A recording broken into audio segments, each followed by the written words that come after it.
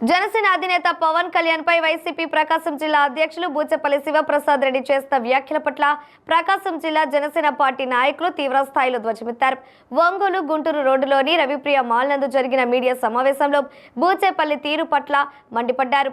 ఈ సందర్భంగా జిల్లా అధ్యక్షులు షేక్ రియాజ్ మాట్లాడుతూ జగన్మోహన్ రెడ్డికి పాలన చేయడం చేతకానందువల్లనే ఆయనను ప్రజలు ఇంటికి పంపించిన విషయాన్ని శివప్రసాద్ రెడ్డి గుర్తు పెట్టుకోవాలని హితవు పలికారు.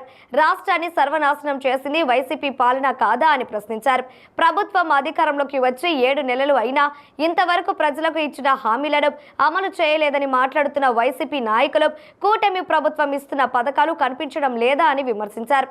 మాజీ మంత్రి బాలినేని సమక్షంలో ఒంగోలుకు చెందిన పలువురు కార్పొరేటర్లు పవన్ కళ్యాణ్ సమక్షంలో జనసేన పార్టీలో చేరుతున్న విషయంపై విలేకరులు అడిగిన ప్రశ్నకు ఆయన బదులిస్తూ పార్టీ కేంద్ర కార్యాలయం నుంచి తమకు ఎటువంటి సమాచారం లేదని బదులిచ్చారు.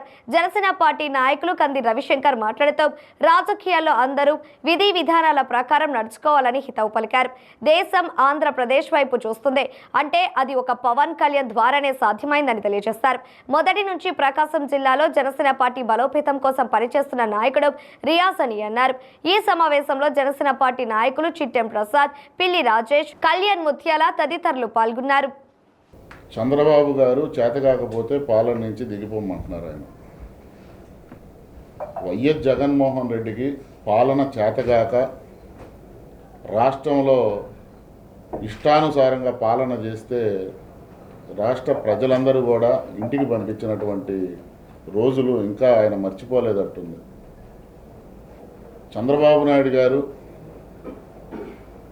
2019 నుంచి 24వ సంవత్సరానికి 5 ఏళ్ళు వైఎస్ఆర్సీపీ ప్రభుత్వంలో రాష్ట్రం వెనుకబడి సర్వనాశనం అయిపోతే ఈరోజు గాడిలో పెట్టడానికి ఎన్డీఏ ప్రభుత్వం ముందుకు వచ్చింది.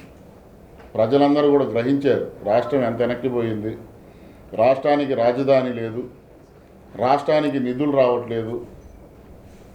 ఎందుకంటే కేసుల భయంతో కేంద్ర ప్రభుత్వాన్ని అడగటానికి కూడా భయపడినటువంటి వ్యక్తులు వైఎస్ఆర్సీపీ పార్టీ నాయకులు, ఆ రోజు ఎమ్మెల్యేలు, ఎంపీలు. ఎక్కడ కూడా ఇటువంటి ఒక ప్రాజెక్టుకి కానీ ఎక్కడ నిధులు లేనటువంటి పరిస్థితులు.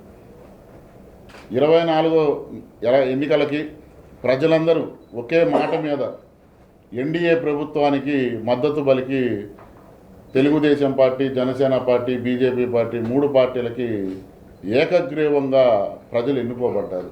అందుకే ఇంతటి బ్రహ్మాండమైనటువంటి మెజార్టీలు వచ్చినాయి. దత్తపుత్రుడు నా ఇంటికి కూడా పీకలేరని. కానీ ఈరోజు ఏమైంది? పవన్ కళ్యాణ్ గారు ఆ రోజే చెప్పారు వైఎస్ఆర్సీపీ అనే పార్టీని పాతాళానికి తొక్కేస్తానని. ఈరోజు అదే జరిగింది. జగన్మోహన్ రెడ్డితో కలిపి ఈరోజు 11 మంది శాసనసభ్యులు ఉన్నారు. మరి నిజంగా ఈ రాష్ట్రంలో అభివృద్ధి జరగకపోతే మరి ఇదే శివప్రసాద్ రెడ్డి దర్శి శాసనసభ్యుడిగా అసెంబ్లీకి పోయి అసెంబ్లీలో లేవనెత్తొచ్చు కదా ఈ సమస్యలన్నింటి మీద కూడా మేము అడుగుతున్నాం. గత ప్రభుత్వంలో కూడా నారా చంద్రబాబు నాయుడు గారి సతీమణిని వ్యక్తిగతంగా దూషించినప్పుడు కూడా చంద్రబాబు నాయుడు గారు నేను అసెంబ్లీకి రాను, నేను ముఖ్యమంత్రి అయిన తర్వాత వస్తానన్నా సరే తెలుగుదేశం పార్టీలో ఆనాడు ఉన్నటువంటి శాసనసభ్యులు ప్రజా సమస్యల మీద అసెంబ్లీలో గొంతెత్తారు. అంటే మీరు అధికారంలో ఉంటేనే అసెంబ్లీకి వస్తారు, లేకపోతే ప్రజా సమస్యలు మీకు పట్టవు. మరి మీరు అభివృద్ధి మీద మీరు మాట్లాడటం ఏంటి? చాలా అసహ్యంగా ఉంది. ప్రజలు కూడా చాలా నవ్వుకుంటున్నారు మీ గురించి. ఇదే విధంగా కనుక మాట్లాడితే ఈసారి మీ సీటు కూడా పోయిద్ది. ఈ ఉన్న 11 సీట్లు కూడా చివరికి సింగిల్ డిజిట్గా 1 సీటుకి పరిమితం అయ్యే పరిస్థితులు వస్తాయి వైఎస్ఆర్సీపీ పార్టీకి. కాబట్టి జనసేన పార్టీని విమర్శించే ప్రతి ఒక్క వైసీపీ నాయకుడు కూడా హెచ్చరిస్తున్నాం, మాట్లాడేటప్పుడు నోరు అదుపులో పెట్టుకొని మాట్లాడండి. ఇష్టానుసారం మాట్లాడితే ఇక్కడ ఎవరు కూడా జనసేన పార్టీ కార్యకర్తలు ఎవరు, నాయకులు ఎవరు చూస్తూ ఉండరు. అసెంబ్లీకి వెళితే ఎక్కడ మీకు సమస్యల మీద మాట్లాడాలి, సమస్యలు ఏమున్నాయని కూడా తెలియనటువంటి పరిస్థితులు మీ ఎమ్మెల్యేలకు ఉంది.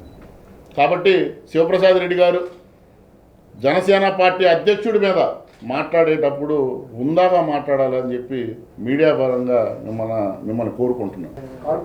అదే పార్టీ నుంచి పూర్తి సమాచారం రాలేదు, ఇంకా పార్టీ ఆఫీస్ నుంచి రావాలి కదా. ఏదైనా 5వ తేదీ అనేది మేము మీ ద్వారానే విన్నాము, మీడియా ద్వారానే.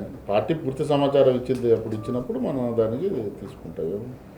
పార్టీలో అయితే చేరికలు అవసరము, పార్టీ నిలబడాలి.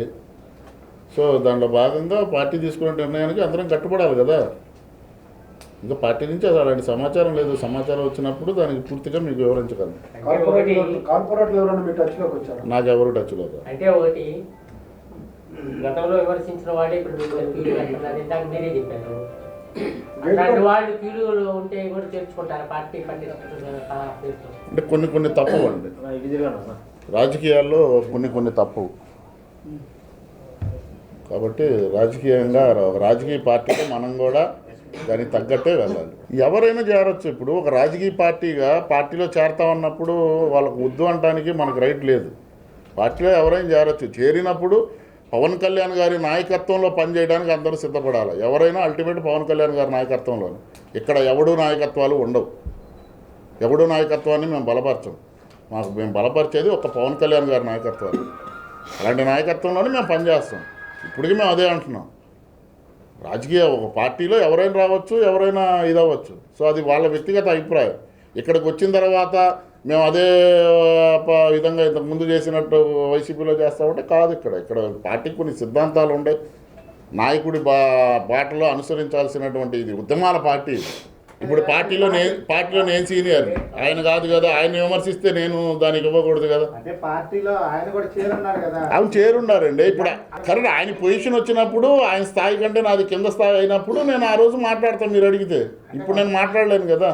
ఆ పొజిషన్ కోసమే హైదరాబాద్ బేస్ క్యాంప్ గా మంగళగిరి, హైదరాబాద్ మంత్రాలు జరుగుతున్నాయి. రీసెంట్ గా పవన్ కళ్యాణ్ కూడా బాలినేని శ్రీనివాస్ రెడ్డి మాజీ మంత్రి కలవడం కూడా జరిగింది. జిల్లా అధ్యక్షుడిగా మీకు తెలుసా తెలియదా? ఏదైనా ఒక అధ్యక్షుడిని పార్టీలో చేరినప్పుడు కలవటం అనేది తప్పు కాదు. ఎవరైనా ప్రతి ఒక్కళ్ళు కూడా పార్టీలో ఉన్నవాళ్ళు పార్టీ అధ్యక్షుడిని కలవాలనుకుంటారు. ఎందుకంటే వాళ్ళకు ఉన్నటువంటి సమస్యలు చెప్పుకోవడానికి. కాబట్టి దాంట్లో పెద్దగా లోతుగా ఆలోచించాల్సిన అవసరం కూడా ఏమీ లేదు. దాన్ని పెద్దగా చూడటానికి కూడా పెద్దగా ఇదేం లేదు. రాజకీయం చూడండి, అది నేను అదే అంటున్నాను.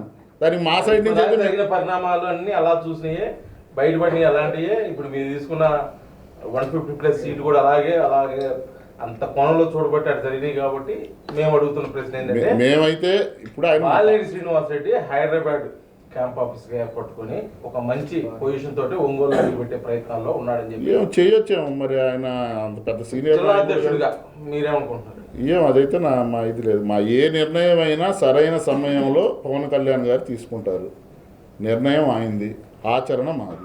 ఎన్డీఏ కూటమి ఉంది కాదండి, నేను చెప్తున్నా. ఎన్డీఏ కూటమి ఉంది. పవన్ కళ్యాణ్ గారు ఎన్డీఏతో కలిసి వెళ్ళమన్నారు. జిల్లా అధ్యక్షుడిగా నా బాధ్యతగా ఎన్డీఏ ఉన్నటువంటి పార్టీలతో నేను సమన్వయం చేసుకుంటున్నాను లేదా అనేది నా బాధ్యత. అది ఆయన అడగాల్సిన ప్రశ్న. నన్ను అడిగితే నేనేం సమాధానం చెప్పేది? కరెక్టే. ఇప్పుడు నేను అదే అంటున్నా, కానీ ఆ ప్రశ్న ఆయన అడగాలి, సమాధానం ఆయన చెబుతాను. నేను అంటే చెబుతాను. రాజకీయాలంటే గ్రూపులు వర్గాలు ఉండటం సహజం. కానీ ఏది ఏమైనా ఎవడైనా ఎంతటి పెద్ద వ్యక్తి అయినా పవన్ కళ్యాణ్ గారి నాయకత్వంలో పనిచేయాల్సిందే. దాంట్లో ఎటువంటి సందేహం లేదు. ఎక్కడుండే గ్రూపులు? మేమైతే పవన్ కళ్యాణ్ గారి నాయకత్వం. ఆ గ్రూపులు ఇప్పుడు మాట్లాడుకునేది అది మీకు తెలియాలి. ఇప్పుడు మీరు వెళ్ళేటప్పుడు కూడా అతనికి ఏముంది, జిల్లా అధ్యక్షుడా కాదా లేకపోతే ఏంటనేది అది మీరు తెలుసుకొని వెళ్ళాలి. నేను దానికి ఇది కాదు కదా. ఎవడో పిలుస్తాడు, ఎవడో చేస్తాడు.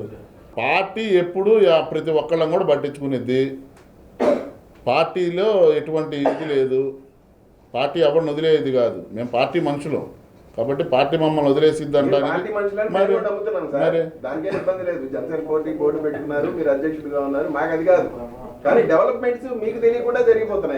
ఏం జరగవు.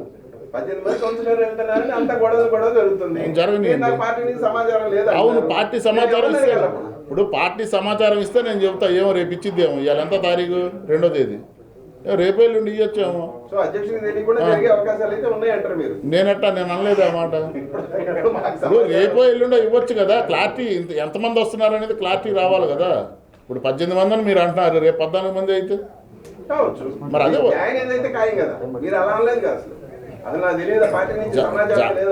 అవును. రాలేదు, నాకు లేదు నేను ఉన్నదని అట్ట చెప్పేది, అబద్ధం చెప్పలేదు. రాజకీయాల్లో ఉన్నాం కాబట్టి ప్రతి ఒక్కడు ఒక పద్ధతి ప్రకారం, ఒక ఆలోచన ప్రకారం, విధి విధానం ప్రకారం మాట్లాడితే ఎప్పుడు ఎవరు దేనిని విమర్శించరు.